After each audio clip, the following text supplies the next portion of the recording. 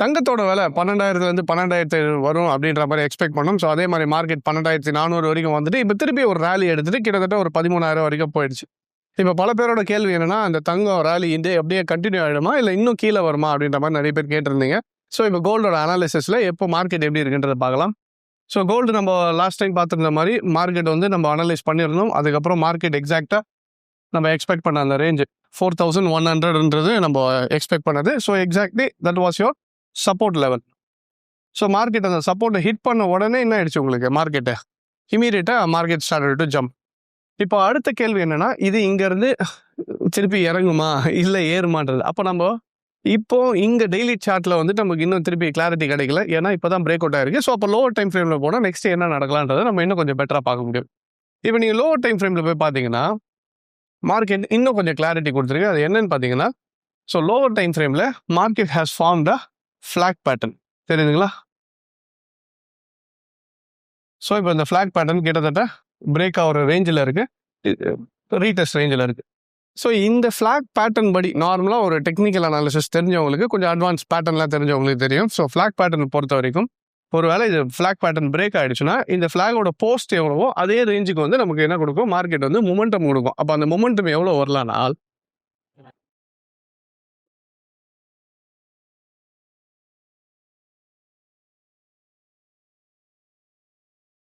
So இங்கேருந்து market break ஆகி continue ஆச்சுன்னா ஸோ இந்த மொமெண்டம் ஃபைனலாக எங்கே போய் ரீச் ஆகும்னு பார்த்தீங்கன்னா கிட்டத்தட்ட $4,800. ஸோ $4,800 போய் நிற்கிறதுக்கான அதிக வாய்ப்புகள் இருக்குது. ஸோ அப்போ இதுதான் நமக்கு என்னவா ஆக்ட் பண்ணணும்னா நெக்ஸ்ட் மேஜர் ரெசிஸ்டன்ஸாக ஆக்ட் பண்ணும். ஸோ இந்த மேஜர் ரெசிஸ்டன்ஸ் ஹிட் ஆகிறது என்னன்னு பார்த்தீங்கன்னா, இப்போ இது நம்ம ஊர் காசுக்கு எவ்வளோ வரும்னு பார்த்தீங்கன்னா கிட்டத்தட்ட ஒரு 14,200 அந்த ரேஞ்சிலேருந்து 15,000 வரைக்கும் ருபீஸ். அப்போ கோல்டு இந்த பேட்டர்ன் கன்ஃபார்ம் ஆயிடுச்சு அப்படின்ற பட்சத்தில் இது பிரேக் அவுட் ஆகி next level, first level of resistance எங்கே இருக்குன்னா இதுக்கு முன்னாடி ப்ரீவியஸாக வந்துச்சுல $4,500. ஸோ $4,500. ஸோ இது நமக்கு R1 ஆக்ட் பண்ணும், இது R2 ஆக்ட் பண்ணும். ஸோ இந்த ரெசிஸ்டன்ஸ் 1 மார்க்கெட் பிரேக் ஆகி க்ளோஸ் வச்சிடுச்சுனால் நெக்ஸ்ட் லெவல் ஒரு மார்க்கெட் மொமெண்டம் கொடுத்து ஃபைனலாக 4,800 போகிறதுக்கான அதிக வாய்ப்புகள் இருக்குது. அப்புறம் எல்லாருமே கேட்டுட்டு இருந்தீங்களே தங்க ஏறப்போதானா, நம்ம இறங்க போகுதுன்னு சொன்னது இந்த இடம் அந்த இடத்த முடிச்சிடுச்சு. இப்போ ஏறப்போகுது. இப்போ ஏறுச்சுனாலும் எவ்வளோ தூரம் ஏறலான்னு பார்த்தீங்கன்னா $4,800 நம்ம ஒரு காசுக்கு கிட்டத்தட்ட 14,000 15,000 வரைக்கும் மறுபடியும் மார்க்கெட் என்ன ஆகலாம், ஏறலாம். ஆனால் அங்கே போயிட்ட பிறகு சார் திருப்பி இறங்குமானா மார்க்கெட் அங்கே போனால் தான் தெரியும். இப்போ எப்படி மேலேருந்து கீழே வரும்ன்றது தெரிஞ்சிச்சு. இங்கே போயிட்ட பிறகு என்ன நடக்கும்ன்றது மார்க்கெட் பேட்டர்ன் ஃபார்ம் ஆனால் தான் நமக்கு தெரியும். ஸோ ஒன் சினாரியோ இது. ஆனால் இன்னொன்று நம்ம என்ன பார்க்கணும்னா இந்த ஃப்ளாட் பேட்டர்ன் இன்னும் ஃபுல்லாக கன்ஃபார்ம் ஆகல. முதல்ல ரெசிஸ்டன்ஸை உடைக்கணும். 4,500 பிரேக் ஆனால் தான் நெக்ஸ்ட் இதெல்லாம் எதிர்பார்க்கலாம். இல்லை பிரேக் பண்ண முடியல, மார்க்கெட் இங்கேயே போயிட்டு சைட்வேஸ் ஆகிடுச்சுன்னா மறுபடியும் எங்கே வந்துடும், இந்த 4,300 மறுபடியும் என்ன ஆகிடும், உங்களுக்கு சப்போர்ட்டாக ஆக்ட் பண்ணும்.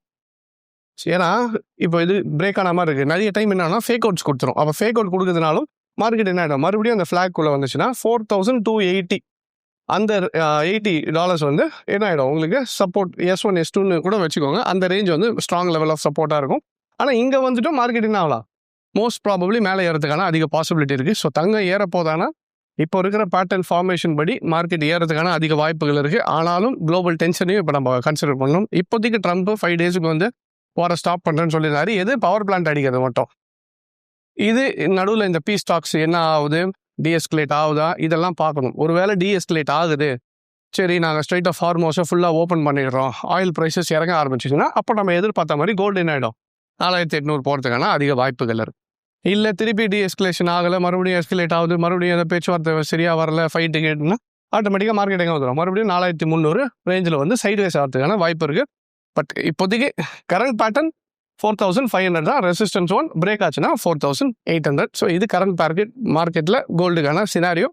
பட் இது கால்ஸாக எடுத்துக்க வேணாம், ஃபிசிக்கலாக வச்சுருக்கவங்களுக்கு ஒரு ஐடியா கிடைக்குன்றது. ஏன்னா நிறைய பேருக்கு அது தெரியாமல் உட்காந்துருக்காங்க, என்ன சார் வாங்கலாமா வேணாமான்ட்டு. இப்போ நான் கூட என்ன பண்ணேன்னு பார்த்தீங்கன்னா, நான் ஏற்கனவே சொல்லியிருந்தேன் கீழே வரும்போது சிட்டு மாதிரி போடுங்க, ரொம்ப ஹெல்ப்ஃபுல்லாக இருக்கும். இப்போ நேற்று கூட பார்த்தீங்கன்னா நானும் கரெக்டாக $12,485 $35 அந்த ரேஞ்சில் வரும்போது எக்ஸாக்டாக போயிட்டு என்னோட கோல்ட் ஷீட்டை நான் நேற்று பே பண்ணிவிட்டேன். லோவஸ்ட் பாயிண்ட்டில் நான் என்ன பண்ணியாச்சு, அதை பே பண்ணி முடிச்சாச்சு. ஸோ இந்த மாதிரி நிறைய பேர் சில பேர் கமெண்ட் போட்டுருந்தீங்க, சார் நீங்கள் சொன்னதுனால கரெக்டாக அந்த லோவில் 4,100 வரும்போது பே பண்ண நீங்கள் ரொம்ப யூஸ்ஃபுல்லாக இருக்குது. ஏன்னா நேற்றே 12,400 வந்துட்டு மார்க்கெட் நேற்று 13,100 மேலே போயிடுச்சு. ஸோ கிட்டத்தட்ட 600 பாயிண்ட்ஸ் நம்ம ஊர் காசுக்கே ₹600 பெர் கிராமுக்கு வந்து ட்ராவல் ஆச்சு. ஸோ இந்த மாதிரி கொஞ்சம் டெக்னிக்கல் தெரிஞ்சு பண்ணும்போது நம்மளோட இன்வெஸ்ட்மெண்ட்ஸை இன்னும் கொஞ்சம் பெட்டராக நம்மளால வாட்ச் பண்ண முடியும். ஸோ அதுக்காக தான் தெரிஞ்சுக்கிட்டு பண்ணலாம்னு சொல்கிறது, ரைட்? ஸோ இப்போதைக்கு இதான் கோல்டுக்கான சினாரியோ. நெக்ஸ்ட் நம்ம நிஃப்டி எப்படி இருக்குன்றதையும் பார்த்துடலாம். ஸோ அடுத்து நிஃப்டி பார்க்கறதுக்கு முன்னாடி ஒரு சின்ன அனௌன்ஸ்மெண்ட் என்னன்னா, இப்போ நான் எப்படி அனலைஸ் பண்ணணும் அதே மாதிரி பல பேருக்கு ஒரு இது இருக்கலாம். நானும் இந்த சார்ட்டை கற்றுக்கிட்டு அனலைஸ் பண்ண முடியுமானா, கண்டிப்பாக எல்லாருமே இந்த சார்ட் அனலிசிஸை கற்றுக்கிட்டு பண்ண முடியும். ஸோ அதுக்காக தான் ட்ரேட் ஹெச்ஓஎஸ்ல நம்ம கற்றுக் கொடுத்துட்ருக்கோம். எப்படி ஒரு சார்ட் எடுத்து அந்த சார்ட்டில் வந்து ஒரு இன்ஸ்டிடியூஷன் லெவல்ஸில் ட்ரேட் பண்ணுறவங்க என்ன மாதிரி பண்ண போகிறாங்க, ஒரு நியூஸ் வரதுக்கு முன்னாடி என்ன நடக்கலாம்ன்ற ஒரு ப்ரிடிக்ஷன் நம்ம எப்படி பண்ணலான்றதையும் நம்ம கற்றுக் கொடுத்துட்ருக்கோம். ஸோ ட்ரேட் ஹெச்ஓஎஸ்ல ஸ்டெப் பை ஸ்டெப்பாக ஒரு டெக்னிக்கல் அனாலிசிஸை எப்படி கொண்டு போய் ஒரு சாமானிய மக்களும் ஒன்றுமே தெரியல, எனக்கு மார்க்கெட்னா என்னன்னே தெரியாதனால அவங்களுக்கு ஃபண்டமெண்டல்லேருந்து பேசிக்காக மார்க்கெட்னா என்னன்றது சொல்லி கொடுத்து சார்ட் அனாலிசிஸ் எப்படி பண்ணுறதுன்ட்டு அட்வான்ஸ் லெவல் வரைக்கும் போய் அட்வான்ஸ் பேட்டர்ன்ஸ் வரைக்கும் நம்ம சொல்லி கொடுத்துட்ருக்கோம். ஸோ நீங்களும் கற்றுக்கிட்டு பண்ணணும்னு நினச்சிங்கனாலும் நம்மக்கிட்ட சென்னை, கோயம்புத்தூர், மதுரை, பெங்களூர் அண்ட் மலேசியாவில் 5 பிரான்ச்சஸ் இருக்குது. ஸோ சென்னை, கோயம்புத்தூர், மதுரையில் மட்டும் எவ்ரி மண்டே வந்து கிளாஸஸ் ஸ்டார்ட் ஆகும். பெங்களூரில் எவ்ரி ஃப்ரைடே வந்து கிளாஸஸ் ஸ்டார்ட் ஆகும். மலேசியாவில் ஃபிசிக்கல் கிளாஸஸ் மட்டும் once in a month or 2 months in once நம்ம டேட்ஸ் அனௌன்ஸ் பண்ணுவோம். அந்த டைமில் நீங்கள் ஜாயின் பண்ணிக்கலாம். இன்கேஸ் பிரான்ச் வர முடியாதவங்களுக்கு நமக்கு ஆன்லைன் கிளாஸஸும் இருக்குது. கம்மிங் 31st வந்து நம்மளோட நெக்ஸ்ட் ஆன்லைன் பேட்ச், புது பேட்ச் ஸ்டார்ட் ஆகுது. ஸோ இன்கேஸ் நீங்கள் அதில் ஜாயின் பண்ண நினச்சிங்கனாலும் எங்களோட நம்பருக்கு கால் பண்ணி கேட்டிங்கன்னா they'll give you all the details. So online patches பொறுத்த வரைக்கும் பார்த்தீங்கன்னா நிறைய பேர் அப்ராட்லேருந்து படிப்பாங்க. அதனால் 2 டைமிங் வச்சுருக்கோம். மார்னிங் 7:30 ஒன்று வச்சுருக்கோம், ஈவினிங் 7:30 ஒரு பேட்ச் இருக்குது. ஏன்னா ஈவினிங்கில் பார்த்தீங்கன்னா நம்ம மக்கள் எல்லாருமே வேலைக்கு போயிட்டு ஈவினிங் வந்து கொஞ்சம் ஃப்ரீயாக வந்து படிக்கலான்ட்டு மார்னிங் 7:30 பேட்ச் எதுக்குன்னா, நிறைய பேர் அப்ராடில் இருக்கவங்களுக்கு டைமிங் ஸ்கெடியூல் வந்து மார்னிங் வைக்கும்போது அவங்க டைமிங்க்கு அது ஃபீஸிபிளாக இருக்குன்ட்டு மார்னிங் பேட்சஸும் இருக்குது. ஸோ எந்த பேட்ச்சில் வேணுன்றது நீங்கள் கால் பண்ணி கேட்டிங்கன்னா they'll give you all the details. So coming 31st நம்மளோட ஆன்லைன் பேட்ச் இருக்குது. Enrolments has been started. வேணுன்றவங்க கால் பண்ணி ஜாயின் பண்ணிக்கணும். அதான். ஸோ இப்போ நம்ம நிஃப்டி எப்படி இருக்குன்றது பார்த்துடலாம். ஸோ அடுத்தது நம்ம இப்போ நிஃப்டி பார்க்குறோம். ஒரு சின்ன சஜஷன் மட்டும் எல்லாருக்குமே சொல்ல வேண்டியதுன்னு நினச்சேன். என்னன்னா, எல்லாருமே நம்ம நிஃப்டியோட சார்ட்டை பார்த்து அனலைஸ் பண்ணிட்டு இருக்கோம், கரெக்டுங்களா? ஆனால் ரீசெண்ட் டைம்ஸில் நான் நிஃப்டி சார்ட்டை பார்க்கும்போது ஒரு சின்ன விஷயங்கள் டெக்னிக்கலாக பார்க்குறவங்களுக்கு கொஞ்சம் கஷ்டமாக இருக்கலாம். ஸோ அதனால தான் நீங்கள் என்ன பண்ணிக்கலாம்னு பார்த்தீங்கன்னா, நிஃப்டி அனலைஸ் பண்ணுறது காட்டிலும் you can go with GIFT Nifty. நம்ம சிங்கப்பூர் எக்ஸ்சேஞ்சில் ட்ரேட் ஆகுது பார்த்தீங்களா, கிஃப்ட் நிஃப்டியில் இன்னும் கொஞ்சம் பேட்டர்ன்ஸ் வந்து ஈஸியாக ரெக்கக்னைஸ் பண்ண முடியுது. ஏன்னா அங்கே மார்க்கெட் வந்து ஃபுல்லாக ஓப்பன் ஆகிருக்கு. நம்ம ஊரில் மட்டும்தான் உங்களுக்கு 3:30 க்ளோஸ் ஆகிடும். ஆனால் அங்கே வந்து 4 மணி வரைக்கும் போகும், திருப்பி 5 மணிக்கு மறுபடியும் மார்க்கெட் ஸ்டார்ட் ஆகி நைட்டு வரைக்கும் போகும். ஸோ அப்போ உங்களுக்கு long period of hours trade ஆகிட்டு இருக்கு நிஃப்டி. அதில் ப்ளஸ் பேட்டர்ன்ஸும் இன்னும் கொஞ்சம் ரெக்கக்னைசபிளாக இருக்குது. ஸோ அதனால் இப்போ நம்ம என்ன பண்ணலாம்னா, இதுவுமே எடுக்க போகிற சார்ட் மோஸ்ட்லி கிஃப்ட் நிஃப்டியில் தான் எடுப்பேன். இன்கேஸ் வேணுன்ற போது நிஃப்டிலையும் சேஞ்ச் பண்ணிக்கலாம், தப்பு இல்லை, ரைட்? இப்போது கிஃப்ட் நிஃப்டி எப்படி இருக்குன்னு பார்த்தீங்கன்னா, கிட்டத்தட்ட 22,928 க்ளோஸ் ஆயிருக்கு. ஒரு 100 பாயிண்ட் வந்து நீங்கள் அப் அண்ட் டவுன் வச்சுக்கோங்க. ஏன்னா நிஃப்டிக்கும் நம்ம ஒரு பாயிண்ட்டுக்கும் எவ்வளோன்னு பார்த்தீங்கன்னா, நம்மளது எவ்வளோ க்ளோஸ் ஆயிருக்குன்னா 912, கிஃப்ட் நிஃப்டி 924 இப்போ மார்க்கெட் இருக்குது. ஒரு 10-20 பாயிண்ட் இல்லை மேக்ஸிமம் எவ்வளோ டிஃப்ரென்ஸ் இருக்கலான்னு பார்த்தீங்கன்னா, ஒரு 100 பாயிண்ட் வரைக்கும் டிஃப்ரென்ஸ் இருக்கும். அதை மைண்டில் வச்சு பார்த்துக்கோங்க. நான் அனலைஸ் பண்ணுறது கிஃப்ட் நிஃப்டி. இப்போ கிஃப்ட் நிஃப்டி பார்த்தீங்கன்னா, லாஸ்ட் டைம் என்ன ஆச்சு, நமக்கு ஒரு டாப் அடிச்சுட்டு மறுபடியும் இப்போ எங்கே வந்துச்சு, கிட்டத்தட்ட சைட்வேஸ் மார்க்கெட்டோட பாட்டம் கிட்ட வந்தாச்சு. வந்துட்டு மார்க்கெட்டு 22,500 ரீச் ஆகிட்டு அங்கேருந்து ஒரு 500 பாயிண்ட்ஸ் மூமெண்டம் இன்னைக்கு குத்துச்சு. ஏன்னா அந்த 5 days வார் வந்து ஸ்டாப் பண்ணுறேன்னு சொன்ன உடனே மார்க்கெட் மூவ்மெண்ட் ஆச்சு. நேற்றே கிஃப்ட் நிஃப்டி பார்த்தீங்கன்னா கிட்டத்தட்ட 1000 பாயிண்ட் மூவ் ஆச்சு. அதனால் கரெக்ஷன் வந்து திருப்பி இன்னைக்கு 500 பாயிண்டில் க்ளோஸ் ஆயிருக்கு. இன்னும் கொஞ்சம் நம்ம லோவர் டைம் ஃப்ரேமில் போய் பார்த்தோம்னா இன்னும் ஒரு கிளாரிட்டி தெரியும். என்னன்னா, இப்போ கிஃப்ட் நிஃப்டி கிளியராக பாட்டமில் என்ன ஆகிட்டு இருக்குன்னா, சேனல் ஃபார்மேஷனில் போயிட்டு இருக்கு. ஸோ மார்க்கெட் வந்து இது எல்லாமே நமக்கு என்ன ஆகிட்டு இருக்கு, உங்களுக்கு ஒரு சேனலுக்கான ப்ராப்பர் ஃபார்மேஷன். இப்போ அந்த ஃபார்மேஷனோட மிடில் இருக்கும். So most probably descending channel வந்துச்சுனால் எப்போவுமே மார்க்கெட் முடிச்சுட்டு ஃபைனலாக என்ன ஆகும்னா பிரேக் அவுட் ஆகி மேலே தான் போகும்.